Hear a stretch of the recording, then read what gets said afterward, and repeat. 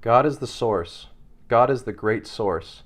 God is the frequency and the energy that joyfully permeates all matter. God is everything. God is everything. God is everything. And we say this with joy. Here are some quotes that summarize Paul Selig's first channeled book, I Am the Word. Why you have come is to realize yourself as the Christ itself, that you were intended to be. That is the mission of man. That is the mission of every man. So here are the guides, which is what they call themselves, the beings or entities that Paul Selig channels, says that the purpose of life is to become enlightened, is to remember what we really are. And in his words, become the Christ itself, to become the embodiment of the divine, the expression of God in physical form. One man can ascend into his Christ consciousness and change the world. This quote gives me hope because it shows how one person leading an example can really affect the whole world. Thoughts are creative, and you are creating your reality through your thought processes. And as you do this, you create your reality. This is that same message we see again and again, right, in New Age or in spiritual texts and books and ideas, that we create our reality.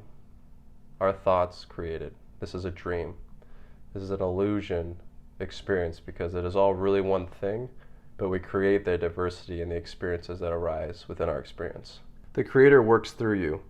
To the extent that you self-identify with that frequency, you rise to it, and your energy field can then work in tandem with it. The guides through Paul Selig talk about this a lot, is kind of dissolving your identity or the ego self, this mask of personality, and becoming what you really are. So to switch your self-identification from the ego or the mask to the source, to the Creator, and have it work through you. So the idea is of a surrender, of a letting go, of a getting out of your own way.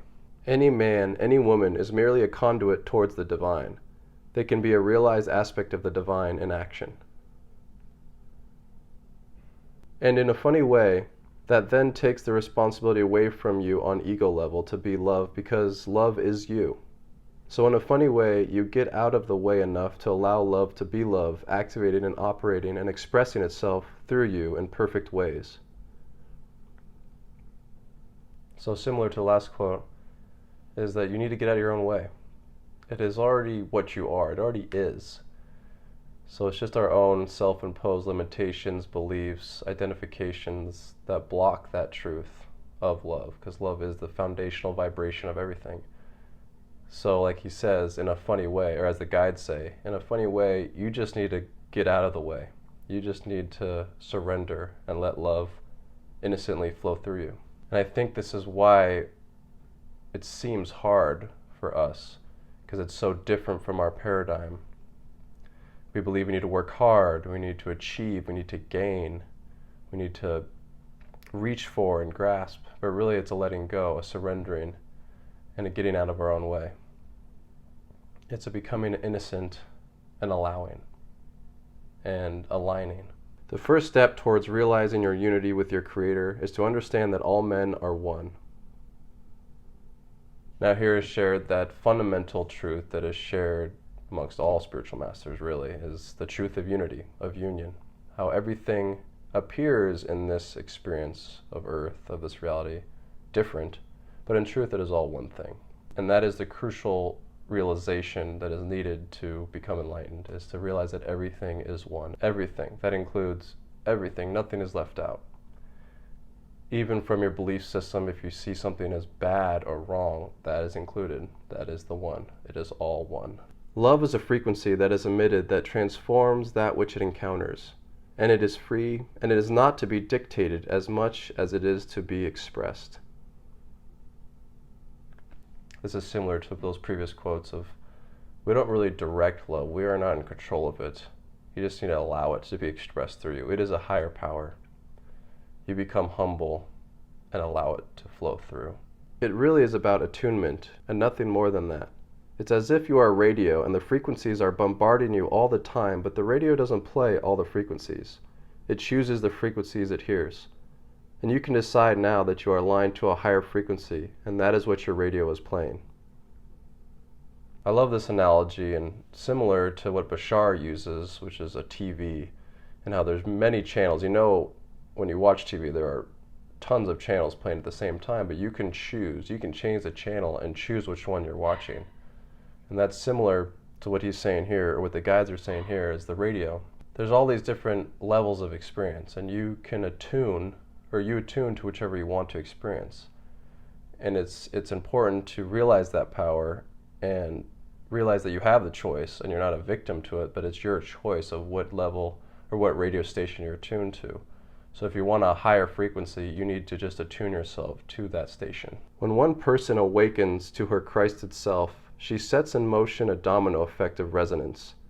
If you have one high frequency and you place it next to one that is lower, the lower frequency then sees it can go higher and attempts to resonate with the higher. This is like thinking of tuning forks, right? If you hit a tuning fork, you place it towards another one, the other one will start vibrating with that same frequency. This illustrates really well how you can influence other people. It's not necessarily, I mean, you can be a teacher with words and telling what people, how they should be or act or think, but more importantly is just how you are, the frequency that you hold, that you embody. People learn by example, right? Way more than by you telling them. Your actions speak louder than words, and so forth. So the frequency you hold is the most important thing, because people feel that, they see that, and they say, oh wow, I can be like that. This person's doing it, so I can do that too. It sets the example. Monkey see, monkey do. The more focused you are in your intention right now to come into alignment with your Christ self, the more focus you have as a frequency, and the higher you rise. What's important is what your attention is on, what your intention is in every moment, because all there is the moment. And the more you're focused on that goal right now of that higher frequency, the higher you'll rise. When you believe that everything happens now, everything can be healed now. Everything is happening now. There is no other time. There never has been, there never will be. It is now, it is now, it is now. Not much to comment on that one, right? It's that same idea of the now is all there is. Feel the warmth at the heart and the radiating heat coming from the light at the heart. When you feel this, acknowledge it, thank it, and go into a relationship with it. Your own knowing exists in this place, and this heat in the heart is the Christ within you. And the heat in the heart that you are beginning to experience is your own light and your own interrelationship with the Christ. This share is one of the main themes you find again and again from masters and from books talking about enlightenment, which is the importance of the heart center. It is the home of the macrocosm within the microcosm. It is the house of God. That is where God is to be found, in your heart. I am the super soul in the hearts of all living things, as Krishna says in the Bhagavad Gita. Or where your heart is, there your treasure shall also be, as Jesus says. You can witness someone in their perfection and transform their consciousness. You can see yourself as perfect and transform your own. You are love incarnate when you love.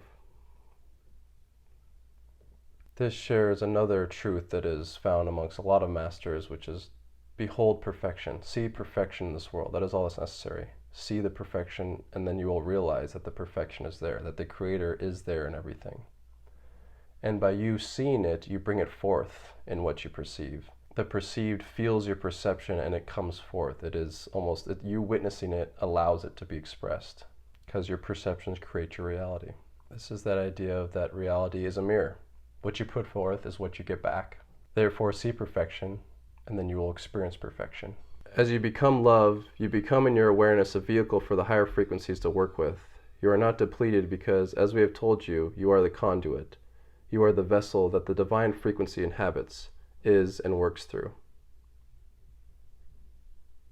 The ultimate lesson from all spiritual masters and texts is love, is surrender to love, become the embodiment of divine love, so that the higher frequencies may work through you, as this quote shares.